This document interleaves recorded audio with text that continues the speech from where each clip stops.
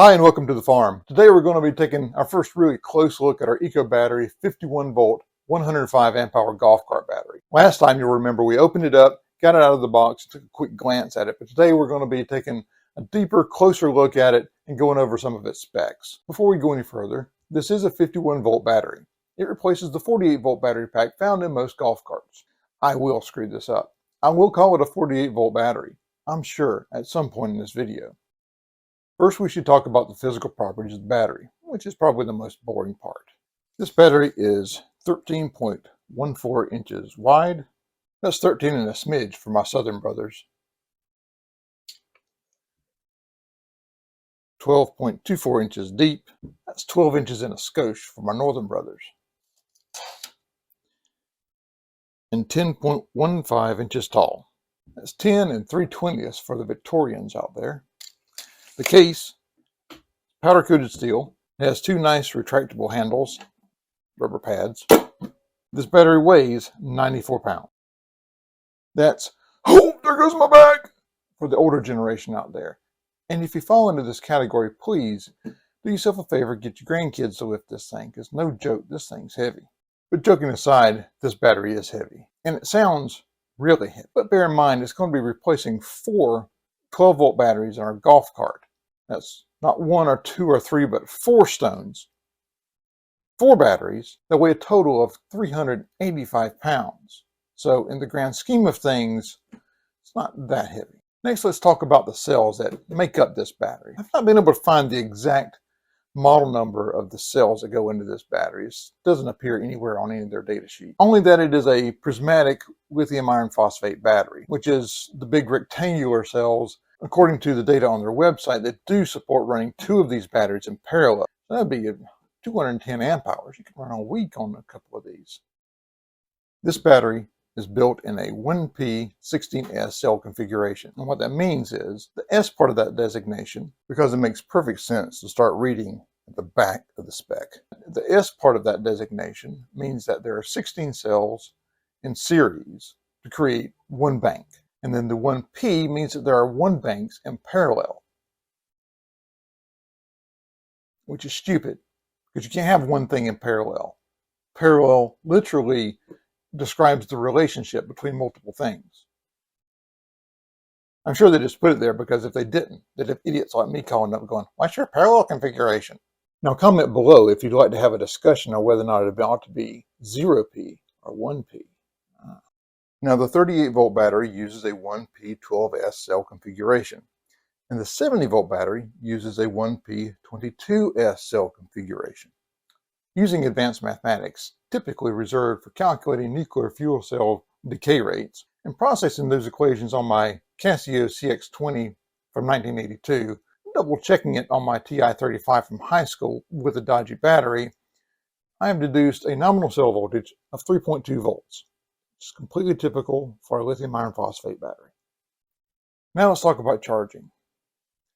Nominal charge rate on this battery is up to 52 amps with a maximum charge rate of 105 amps, but I could find no information about how long the battery could sustain that charge rate. Float voltage is 54 volts or basically just don't. The BMS high voltage cutoff on this battery is 59.2 volts, and its temperature range for charging is 34 degrees Fahrenheit up to 130 degrees Fahrenheit. For my southern brothers, that's button them in cold like a fire hot. Now that low temperature cutoff of 34 degrees is probably not going to be a problem for me here in South Carolina, but for my northern brothers and sisters, that might be a concern. Now let's talk about the charger that comes with the kit. And let's face it, most of us are going to buy the battery as the kit. First, there's not a lot on this charger at all. There's no spec or white sheet on the website. The charger itself indicates it has an output current of 15 amps at 57 volts. And according to the verbiage on the Eco Battery website page for the charger itself, the company states, and I quote, "This 51 volt charger is optimized to charge 51 volt lithium batteries fast, while ensuring a long battery lifespan.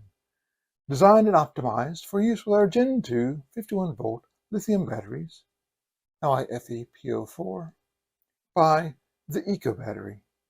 This charger has a locking quick connect pigtail and will need an appropriate charge port purchased and or a pigtail to 110 volts. Now there are a few things we need to unpack from that statement. First of all, we know from the spec sheet that the optimal charge rate of this battery is up to 52 amps. And the output of the charger is only 15 amps. Now I take them at their word that they designed the charger for the battery, but there seems to be a pretty significant disconnect in those two numbers. And I personally would like to see more information as to why. Second, the description on the charger says that it can take from 85 volts to 265 volts. I emailed the company and asked them if I could hook this to a 220 line. They said that I could. I asked them if it would charge any faster if I did. They said it wouldn't, which is fine and dandy. Perhaps 220 would make the charger more efficient. I'd love to do some tests on that later, but the issue is the input connector. They only have a 110 input connector. I would love to see a combination connector where you could hook up 110 or 220. Making a 220 to 110 pigtail is a little iffy in my opinion, but a combination 110-220 connector would be ideal. Now let's talk about the output or discharge of this battery. And that's where I think this battery really shines. Most batteries in this class can provide about 100 amps continuous discharge. This battery can provide 175 amps continuous discharge, and that is significant.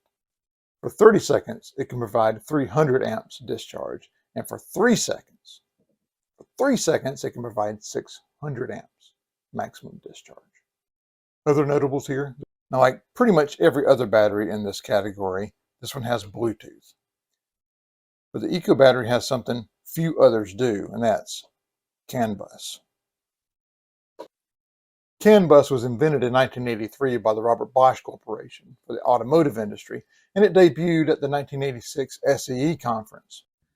While CAN bus was invented for the automotive industry, it's gone on to be used in a lot of places like the railroads, bicycles, prosthetic limbs, anywhere you need robust communications in an electrically noisy environment, CAN bus is typically used.